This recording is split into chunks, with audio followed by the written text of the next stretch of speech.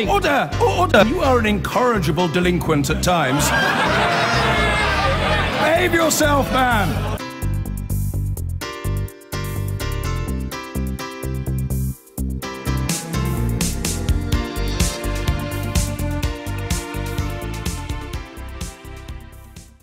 Now, first today, the Conservatives have admitted to failing to declare £38,000 of general election expenses. The party's blamed an administrative error for failing to register the accommodation costs of activists involved in what was known as Battle Bus 2015. It was a key part of the election campaign.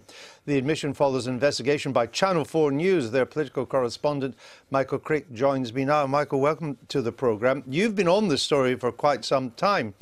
But I get the impression that every time you go back to it, it gets bigger. It does. And we keep finding more stuff, and we keep reporting it. And the Electoral Commission is investigating and having to widen and widen its investigation. Now, the key thing is when they conclude that investigation, because there's 12 months after that the candidates report their expenses, just after a month after the election. So, in other words, something has to be done by the beginning of June, when the 12 months is up, for there to be prosecutions relating to, under electoral law, the declaration of expenses. There's two lots of declaration of expenses. There's locally and nationally. Now, locally, every candidate is only allowed to spend about £15,000. It varies according to the number of votes per constituency. And then there are national expenses, which is just under 19 million for the Conservatives at the last election.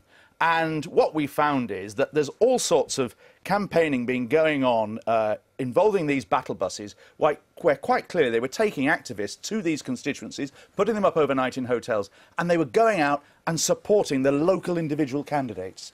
Now, the Electoral Commission guidelines say that if you do campaigning in support of individual candidates, that counts as a local expense. Well, the costs haven't appeared on the local expense returns. The cost of the battle bus has appeared on the national expense returns, but the cost of the hotels hasn't appeared anywhere. And it's that cost that the Conservatives have admitted last night that because of this administrative error should have been on the national returns, and they're now going to rectify. But where will they put it? Well, they'll put it on the national returns. I think I would argue it should be on the local returns, because they were staying in those local hotels to support local candidates in the southwest, as we reported on Channel 4 News last night. Tonight we'll be reporting on how the battle bus went to the Midlands and the North in support of all sorts of candidates there, most of whom became MPs. And in most cases, if these costs are added in to their local expense returns, then they're over the limit. And they are in trouble, in theory. And the accommodation was booked in a, let me be kind, in an elliptical way. Is that right? Well, it varied from... it was basically booked centrally, but sometimes it was booked through individuals rather than through the party. And this is a pattern that we also uncovered a few weeks ago and reported on in the 3 by-elections. You remember those big by-elections in 2015 when the Tories were determined to thwart UKIP?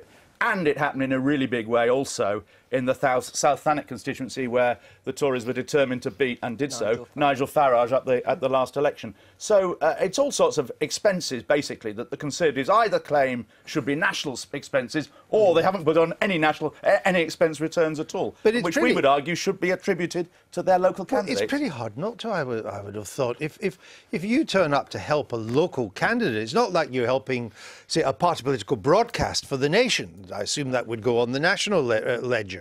But if I'm turning up to help some local candidate and I get overnight accommodation, that cost has to be for the local candidate. Well, that's what we would argue. And indeed, it's better than that in a way, in terms of proof, in that these people who were on this battle bus, they were proud of what they were doing. They're excited. They were tweeting about it, putting it all on Facebook. Yes. Pictures of them and the candidate and their leaflets. And we've obtained, shall we put it that way, the scripts that they went round with, and the script, you know, hello, my name's Michael Crick, I'm calling on behalf of your local candidate, Scott Mann, whoever in North Cornwall. And therefore, it's difficult for them to argue that they were purely explaining the virtues of the Conservative Party nationally, and what a wonderful Prime Minister David Cameron was. Well, it will not have surprised you that we've contacted the Conservative Party this morning.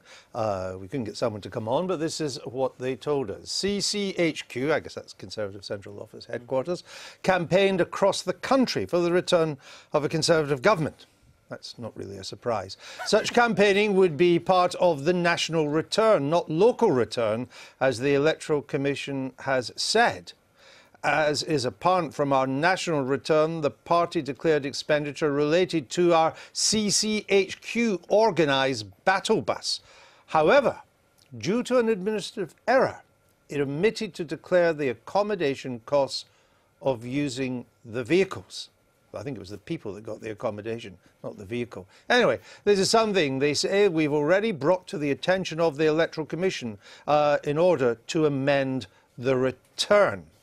So what are they saying there, that the battle bus we can charge to the national campaign? Yes, that's arguable. You could argue it should be a local expense, yes. But we admit that the overnight accommodation or whatever it was should have been a local.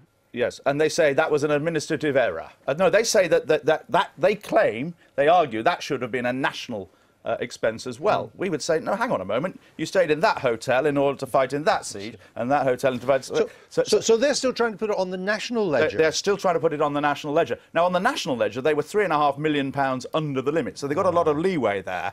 And it's less of an offence, really, not to declare for the national ledger. So but if it's a local expense, and if it was attributed to these seats locally, then in most cases they'd be over the limit. The candidate would have spent too much, and these legal limits are important in order to create something of a level playing field. Yeah. Don't go away, because I want now to go to Tessa Munt, stick with this story. She was a defeated Lib Dem candidate in Wales. Tessa Munt, you've been listening to what we've been saying. What's your reaction to all this? Well, I think it's an extraordinary situation. I mean, the idea that this is some sort of administrative error is complete tosh, really.